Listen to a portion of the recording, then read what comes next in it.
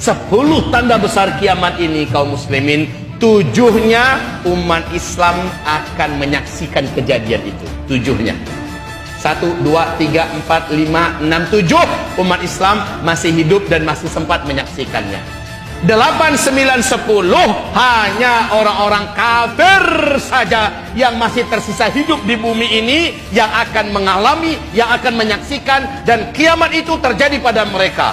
Allah di tanda besar kiamat yang ke-7 akan wafatkan serentak umat Islam di muka bumi ini.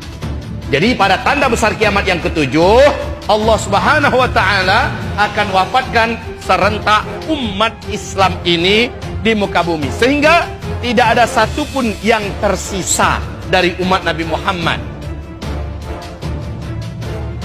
Nah, Nabi Muhammad sallallahu alaihi wasallam mengatakan sejak beliau diutus, ya, dalam usia beliau 40 tahun, sejak beliau diutus sampai umatnya di muka bumi serentak Allah wafatkan, umat Islam ini wajib menjalani 5 fase terlebih dahulu. 5 fase sejarah. Ibarat Allah, ma'asyiral muslimin, hamba-hamba Allah yang kami muliakan. Hadis yang menceritakan 5 fase ini diriwayatkan oleh Imam Ahmad. Hadis ini menurut Syekh Ahmad Syakir sebagai hadis yang sahih. Syekh Ahmad Syakir adalah salah seorang ulama, pakar dan ahli hadis yang kualitas keilmuannya hampir menyetarai Syekh Muhammad Nasiruddin Al-Albani. Menurut Syekh Albani hadis ini hasan. Menurut Syekh Ahmad Syakir hadis ini adalah sahih. Baik. 5 fase.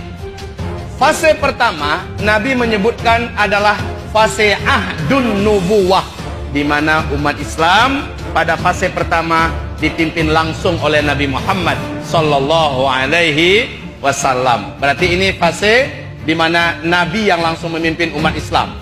Fase ini berlangsung 23 tahun. 23 tahun. 23 tahun yaitu 13 tahun Nabi di Mekah, 10 tahun Nabi di Madinah setelah hijrah. Setelah hijrah 10 tahun di Madinah. Fase ini telah berakhir. Umat Islam secara otomatis masuk pada fase kedua. Fase kedua yaitu umat Islam dipimpin oleh para khulafaur rasyidin. Khulafaur rasyidin al-mahdiyyin.